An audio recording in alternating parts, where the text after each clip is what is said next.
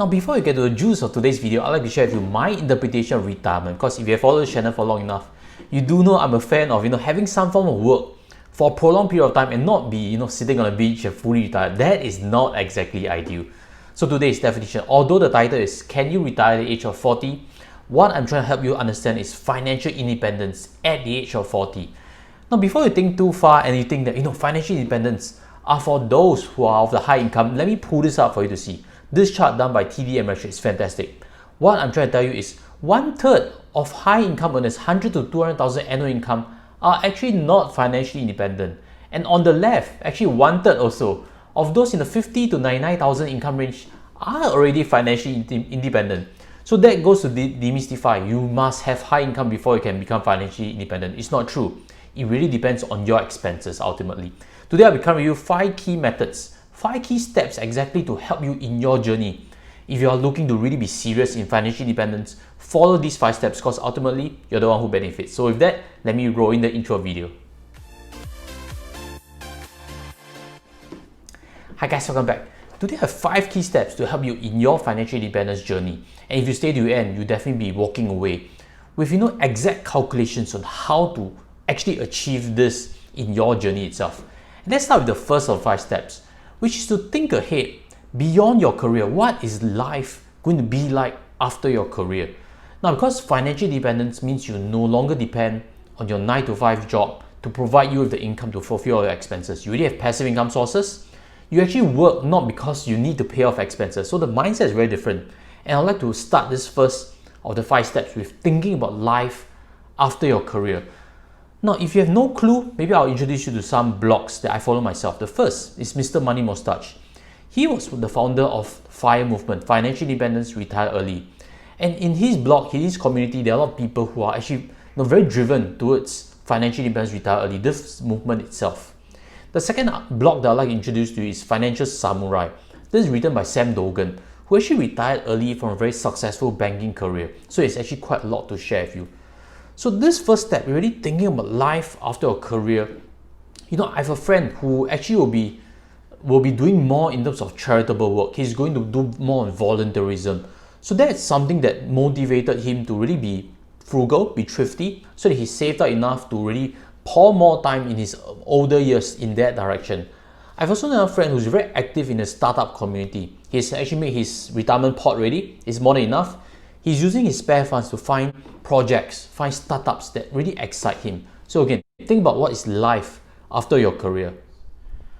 Now, the second step is to spend your monies on the right things. Now, that may sound like common sense, but as always, common sense may not be common practice. Let me share with you this story.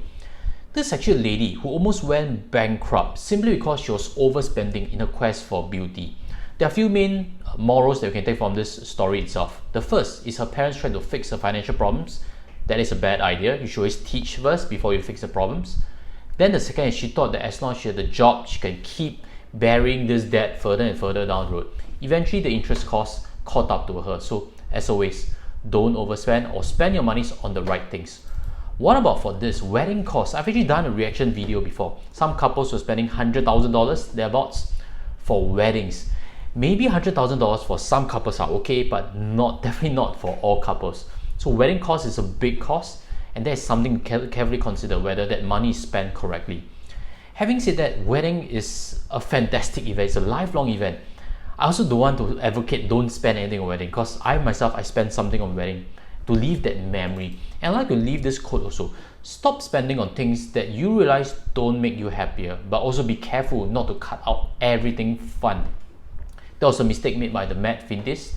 And as always, go within the budgets. What I'm suggesting is be very real about your own comfort zone in terms of spending that. If you feel you're overspending, then listen to that gut feeling. I've also mentioned a previous video on this by Bill Perkins, Die with Zero Money, and he advocates getting the right experiences. Don't be stingy. Spend your money on right experiences, but again, it's spending on the right things. So keep that very closely in mind. Now, with that, I'd like to introduce you to today's sponsor, which is actually Skillshare. Now, in Skillshare, you can find quite a few very good tutorials. Very different from what you get on YouTube. Skillshare's things are very structured, so you can find such tutorials like this. How to understand about money, how to set aside emergency fund, step by step. Modern money habits. What about for this? You actually see that the trainers are actually entrepreneurs, very well established ones, and they give you a lot of real strategies, real life experiences. And for myself, I'm learning beyond money habits. I'm learning in one direction, which is cryptocurrency, something that I'm going to do a bit more in 2021. So as I can show in this screenshot, there are courses on cryptocurrencies to give you an understanding of blockchains and stuff. So Skillshare is very wide, and today with this sponsor, the first 1,000, click the links below and get a trial of their premium membership. So look out for them. Now the third step is to actually organize your finances. I don't know about you, but because I do financial advisory, I've seen a very wide spectrum. I've seen before clients who are clueless on where their monies have gone to. I've also seen, on the other hand, clients who have Excel sheets with so much details that it's so many lines that it gets very confusing. So it depends. But again, you should have some form of organizing your finance. You should know how much you're spending. Because in the next few steps, we'll be talking about, working on your savings rates. Your savings ratio is going to contribute directly towards your financial independence journey. Now, how to optimize your budgets? Let me pull up a screenshot on a common cost in Singapore, which is car. As always, as I've shared in this channel, car is a very expensive thing to own in Singapore. But if you do need to do like me, sales, I need to travel a lot of places, then you should know your spending in terms of car. Where can be optimized? Is it the insurance cost? Is it parking cost? Is it, so car wash costs? Where can you optimize? You need to departmentalize your spending. So with that, it gives you a very good quick glance as to where you can save. What about for household expenditure like grocery shopping? This is actually an article done by Dollars and Cents, which I'll leave links below for you to understand. If you buy house brands, their research they have shown you can save about 10 to 15%. You need not buy the top end brand, you can always buy the NTUC Fair Price, the giant brand, etc. etc. If you spend $1,000, that means you can spend 100 to 150 less per month in terms of your grocery spending. So keep that in mind. Last but not least, I have this chart to show you, also done by TD Ameritrade. Strong financial discipline on spending is a key towards getting financial independence.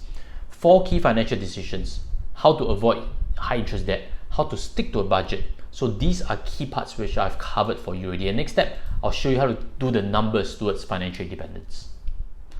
Now the fourth step is actually get invested and set long-term targets. And before I get there, invite you to smash a like so that more people can see valuable content like this. And let me put up some numbers for you to see. If, for example, you want to get to $500,000 because that is your financial independence level, and if you've been a normal saver, you don't invest it, what you actually require is $4,167 per month for 10 years at 0% rate of return to reach $500,000. Now, of course, you can be investing, but your investment strategy is all over the place. 0% rate of return. Then indeed, $4,167 per month is what you require. But on the other hand, if you are investing properly with 5% rate of return, which is actually not difficult to achieve if you have proper strategies to it, all you require is just $3,200 per month for 10 years at 5% rate of return to reach the same $500,000. Now, which is easier? Of course, $3,200 per month with 5% rate of return. So definitely get invested and invest it properly.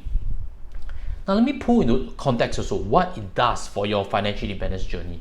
This chart over here really explains things, and I've made certain assumptions to do this case study with you. Now, for example, you have a $5,000 per month salary, which is $60,000 per year, and you're saving 2/3 of your salary.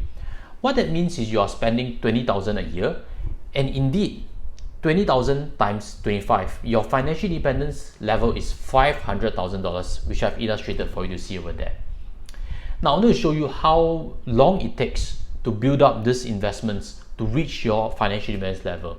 And the conclusion is if you put all your savings towards investments for 10 years at 5% return, you can indeed get there in 10 quick years. Now let's see a different example. If, for example, you realize your savings rate is only 50%, half of it. This illustration is same $5,000 salary, which is $60,000 a year. Your spending now becomes $30,000 per year, correct?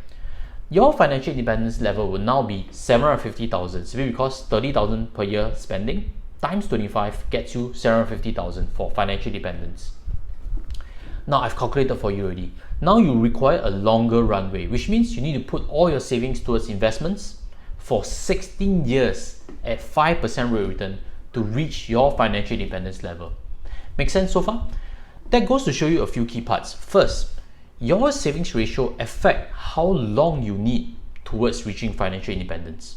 But as I mentioned at the start of the video, don't over save also. Don't rush to get to financial independence. Go at a pace which makes sense for you. The second is if you can get invested at 5% return, it's not difficult to reach financial independence already. Now the fifth step is actually understanding your withdrawals, and a simple rule that you should take note of is actually this 4% safe withdrawal rule developed by Mr. William Bengen. In his research, he's actually discovered that if a portfolio is 60% equities and 40% bonds, it does not deplete for at least 30 years if a retiree withdraws 4% per year. Now, if the portfolio is 500,000, withdrawing 4% is actually 20,000 per year for expenses. And that's actually how the financial independence level came about. 25 times of annual expenses is actually inversion of the 4% safe withdrawal rule. By Singapore's context, there's CPF, there is SRS, there's endowment plans that all provide you retirement cash flow. So always understand how these income streams come about. And as always, if you're not sure, look for a qualified advisor to help you in your retirement planning. And last but not least, I have something to suggest for you. I previously mentioned a concept of semi-retirement, and in that research, I've actually discovered that if someone is willing to be semi-retired, which is continuously working at a lower capacity, the amount needed to save up for retirement is much less. And that's why I have this tutorial, how you can actually achieve retirement with just 500 per month. And if you're curious about it, even seen it, inviting you to press on that and follow that tutorial also. With that, I'll sign off. Take care and goodbye.